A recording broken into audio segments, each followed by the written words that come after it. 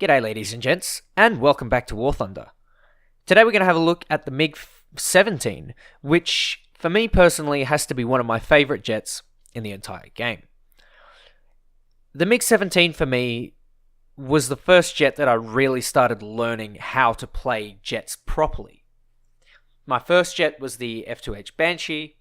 My second jet was, I believe, the IL-28, and eventually, I went through the MiG line, unlocked all the MiGs, finally got to the MiG-17, my first proper 9.0. I did have the MiG-15 BIS, but I skipped through that. I didn't play a single match, and I played a little bit of the non-BIS to sort of get an idea of the guns. So when I got to the MiG-17, it was quite a pleasant surprise.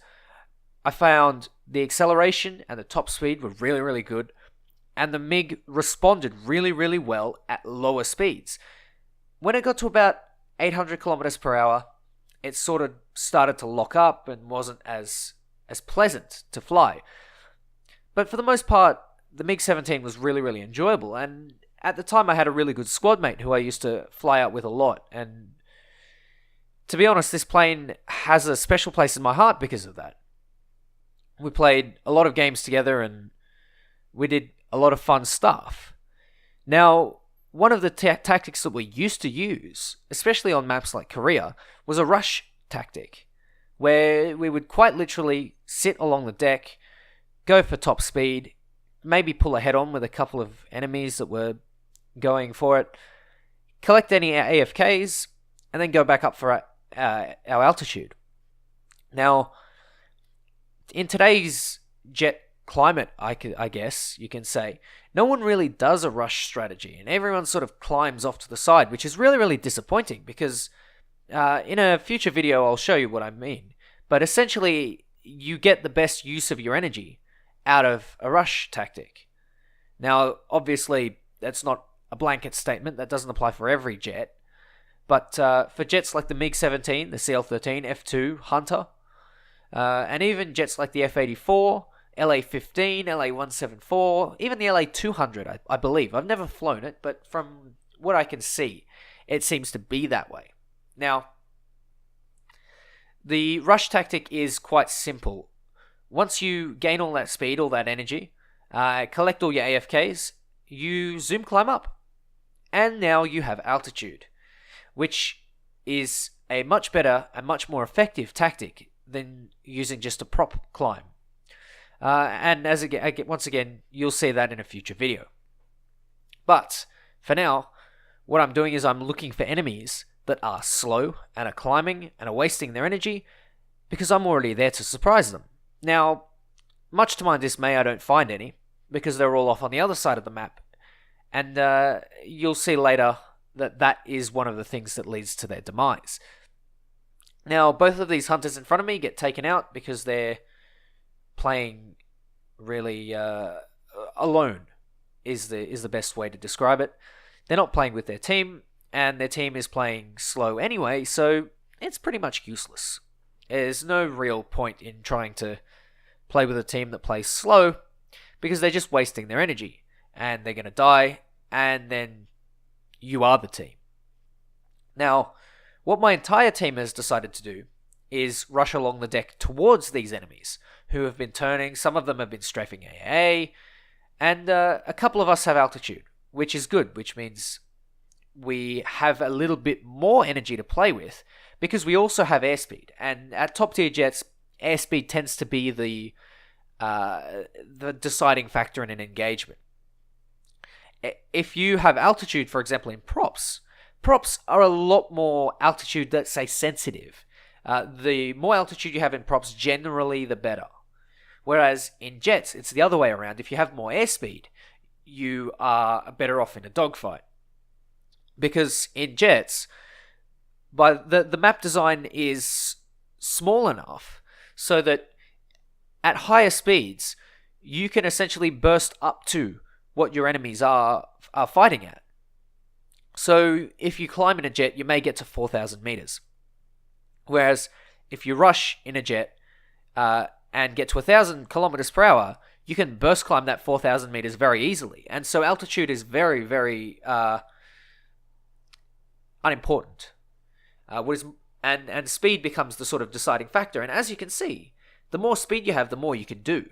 I've taken out an A5 Sabre that's gone in for a turn, and that's a very, very easy kill, because I can just swoop in, close that distance really rapidly, and he won't even know what hit him. Now, I'm continuing that speed, and I'm going for this F2 Sabre, which is pitching up. And that's a big mistake for a Sabre, because the more speed you have, the better. Now, he's gone for the smart thing and gone for the dive, but an enemy has rapidly gone onto his tail.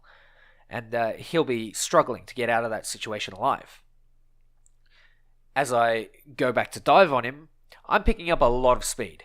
And there's an FJ4 who's not picking up a lot of speed and turning. And let's just say he presents a really, really nice, juicy, easy target. Especially with that yellow camouflage. Isn't it beautiful? Give me a nice profile shot and easy kill. Yeah. It's literally that simple. You play your speed, you play your energy, and you have a good time in jets. You decide to turn, you try and climb like a prop, you're not going to have fun. And the enemy team is learning that the hard way. It's quite simple to see what a team that plays their energy well can get up to. And look at our team. We're just swarming them. There's that F2 there, who's going in for some shots on that MiG, but, he's got nothing. He'll soon explode very, very severely, let's just say. I'm doing some lag rolls, trying to keep energy, but I'm also playing around with him a little bit, because I know that if I get into trouble, I've got allies to back me up. Now, if you look on the minimap, you can see an absolute metric arse ton of allies behind me. And this F2 Sabre has got nothing, and he quite literally blows up. Big explosion, big hurrah for us, big sad for the F2. However, a hunter comes in, takes one of the MiG-17s while he's tunnel visioned. That doesn't really matter, because I've been playing my speed, and I can actually get some shots onto this guy. Now, he is trying to get away from me, and I have 8 rounds left, so I'm spraying a little bit, going a little bit ham. 3 rounds left. What do? I go for little burst shots. 1, 2, 3, nothing. So I empty out my 23s. Easy kill. And that's game. That's game. All done. 8 minutes of fuel. Nope, don't need it. Because game's over in 6. That is literally how simple it is if your team plays energy. So what do? Grab a couple of squad mates, grab your MiG-15s, grab your MiG-17s, Hunters, F2s, CLs, whatever. Play speed, play energy. Do not turn fight unless you're in a one-on-one situation at late game. That's what you want to do. Play that energy, and you will absolutely dominate in jets. Particularly in a jet like the MiG-17, which has that potential to play speed. And once it gets to around 600, 700 kilometers per hour, it starts to really, really pick it up.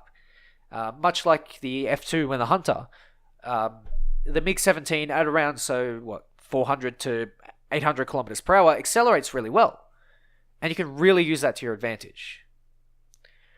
Anyway, ladies and gents, thank you for watching. Take care, and I'll catch you next time.